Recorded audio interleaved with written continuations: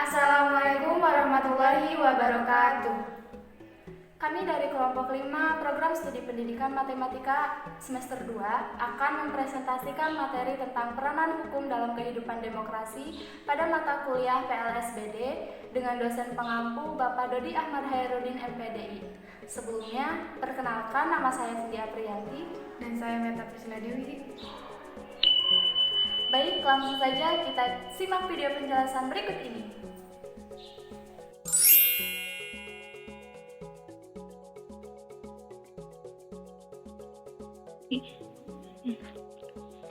A. Pengertian hukum. Hukum adalah peraturan berupa norma dan sanksi yang dibuat dengan tujuan mengatur tingkah laku manusia untuk menjaga ketertiban, keadilan, dan mencegah terjadinya kekacauan. Setiap negara mempunyai aturan-aturan hukum tersendiri yang berbeda dengan negara lain, termasuk Indonesia. Seperti diketahui, Indonesia merupakan negara hukum sesuai dengan bunyi pasal 1 ayat 3 Undang-Undang Dasar 1945 yang artinya setiap warga negara wajib untuk mematuhi hukum dan aturan yang berlaku di Indonesia. Tujuan hukum antara lain sebagai berikut. Yang pertama, melindungi hak asasi setiap manusia. 2. Menciptakan kesejahteraan, ketentraman, kenyamanan dalam kehidupan. 3. Menciptakan keadilan bagi seluruh masyarakat tanpa mengenal kasta. 4. Menjadikan petunjuk dalam pergaulan bagi setiap anggota masyarakat. 5. Menjaga agar tidak terjadi perubahan main hakim sendiri dalam pergaulan masyarakat. 6. Kedamaian hidup manusia berupa ketertiban ekstern antar pribadi dan ketenangan intern pribadi sebagai sarana penegak dalam proses pembangunan. 7. Menyelenggarakan keadilan, ketertiban, kebenaran, ketentraman, serta perdamaian sebagai syarat untuk mendatangkan kemakmuran dan kebahagiaan. 8. Mewujudkan sila keadilan sosial bagi seluruh rakyat Indonesia. Adapun unsur-unsur yang dimiliki hukum yaitu sebagai berikut. A. Mengatur tingkah laku masyarakat. Sebuah produk hukum harus mengandung unsur peraturan yang berfungsi mengatur interaksi dan hubungan antar anggota masyarakat di tempat hukum tersebut berlaku. B. Dibuat badan resmi yang berwajib. Tidak setiap orang atau lembaga memiliki hak dan kewenangan untuk membuat produk hukum. Hanya badan resmi yang berwenang dan ditentukan berdasarkan kesepakatan. C. Peraturan bersifat memaksa.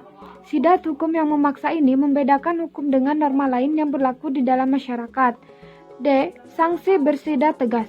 Sanksi ini diatur dalam perundang-undangan atau produk hukum lainnya yang telah disepakati bersama. Sanksi bisa berupa penjara, denda, bahkan hukuman mati. Jenis-jenis hukum. Yang pertama, hukum publik. Hukum publik adalah peraturan hukum yang mengatur tentang hubungan hukum antara warga negara dan negara yang menyangkut kepentingan umum. Hukum publik merupakan hukum yang mengatur masyarakat. Adapun yang termasuk hukum publik ialah hukum pidana.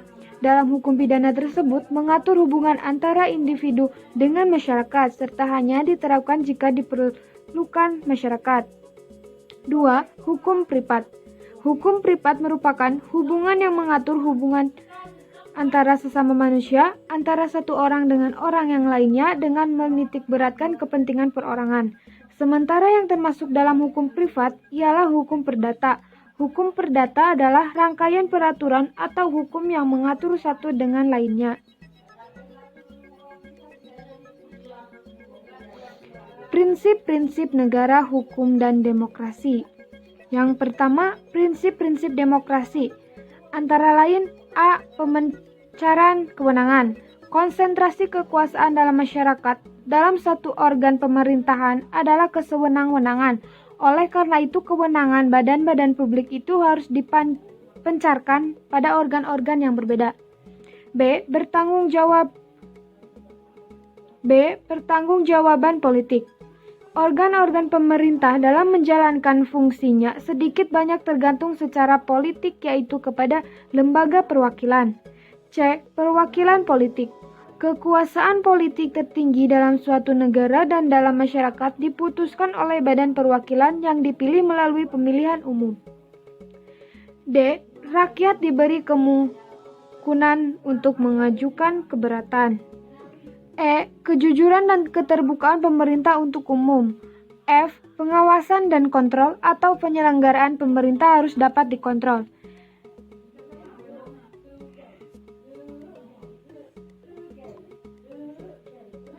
Yang kedua, prinsip-prinsip negara hukum. A. Pemerintah terikat hukum. B. Perlindungan hak asasi. C. Pengawasan oleh hakim yang merdeka.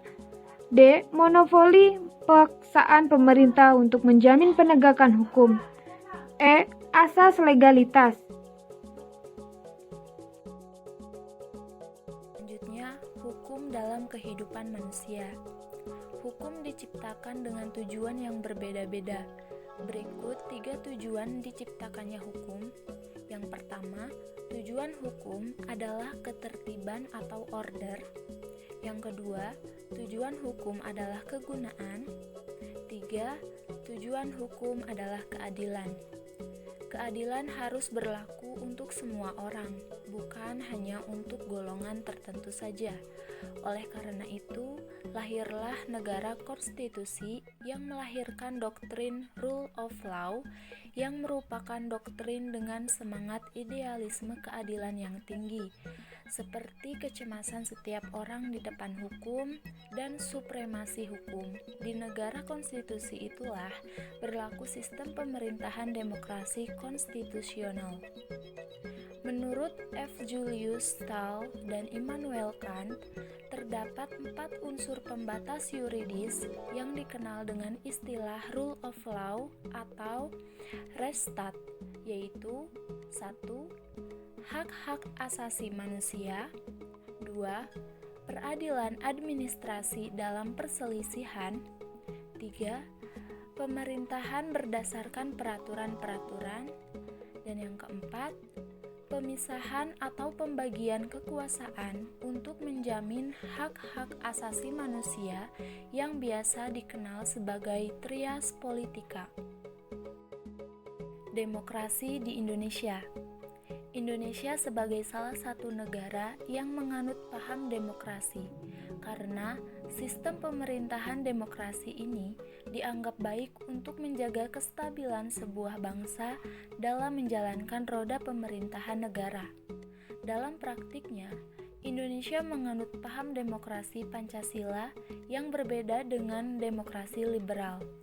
Demokrasi liberal meletakkan kebebasan individu yang toleran sebagai urgensi kehidupan negara dan masyarakat.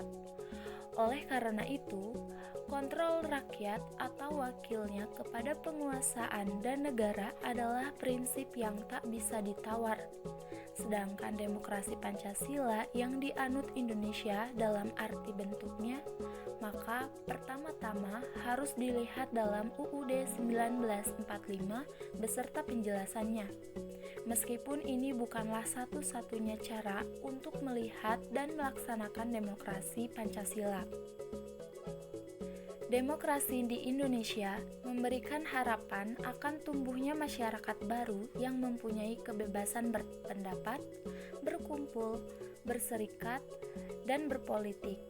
Selain itu, masyarakat mengharapkan adanya iklim ekonomi yang kondusif untuk menghadapi tantangan dan mengelola harapan ini agar menjadi kenyataan. Dibutuhkan kerjasama antara kelompok dan partai politik agar demokrasi bisa berkembang ke arah yang lebih baik dan membawa dampak positif bagi masyarakat.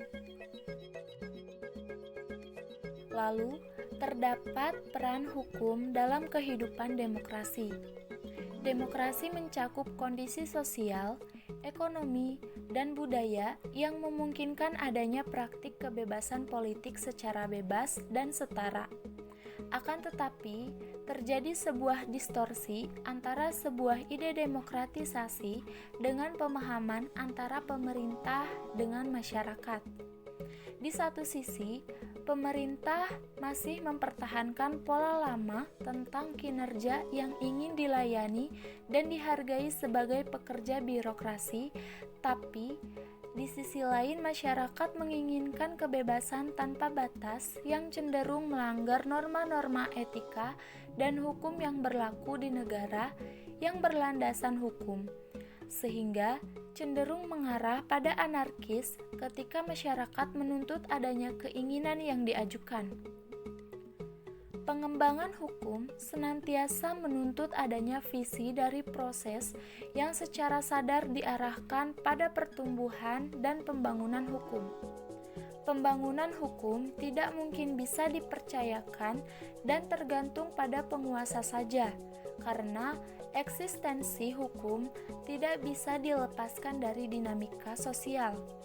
Artinya, tanggung jawab semua elemen masyarakat dalam membuat sebuah aturan hukum yang tentunya disesuaikan dengan kondisi dan dinamika masyarakat yang berkembang saat itu, agar tidak disalahartikan atau ditafsirkan untuk kepentingan penguasa. Walaupun kewenangan penguasa dalam mengatur dan menertibkan warga negara ke arah yang lebih tertib dan teratur, sehingga terwujudnya tujuan dari sebuah negara. Menurut Guerge dan Thomas dalam Sulistiati 2007, bahwa Undang-Undang Dasar suatu negara adalah kesatuan peraturan yang mencakup beberapa ketentuan, yaitu yang membagikan beberapa kekuasaan pemerintah kepada cabang-cabang pemerintah yang menentukan bagaimana kekuasaan-kekuasaan ini dipergunakan, yang menentukan otoritas pemerintah atas rakyatnya. Undang-Undang Dasar diberi batasan sebagai suatu kumpulan norma-norma atau aturan standar yang mengatur hubungan hukum antara pemerintah dengan warga negaranya. Lalu, sifat Undang-Undang Dasar merupakan pihak yang menentukan bentuk daripada negara, mengandung 4 unsur. Yang pertama, penentuan cara mengorganisir negara. Yang kedua, mengatur pembagian kekuasaan. Yang ketiga, menentukan lapangan serta cara-cara pelaksanaan fungsi pemerintah. Dan yang keempat, mengatur hubungan pemerintah terhadap rakyat atas kekuasaan yang dijalankan pemerintah. Hukum merupakan norma yang memuat sanksi yang tegas. Di Indonesia, istilah hukum digunakan dalam kehidupan sehari-hari untuk menunjukkan norma yang berlaku di Indonesia. Hukum Indonesia adalah suatu sistem norma atau sistem aturan yang berlaku di Indonesia. Sistem aturan tersebut diwujudkan dalam perundang-undangan. Baiklah, sekian pemaparan materi dari kelompok 5. Semoga dapat bermanfaat bagi kita semua. Kurang lebihnya mohon dimaafkan. Wassalamualaikum warahmatullahi wabarakatuh.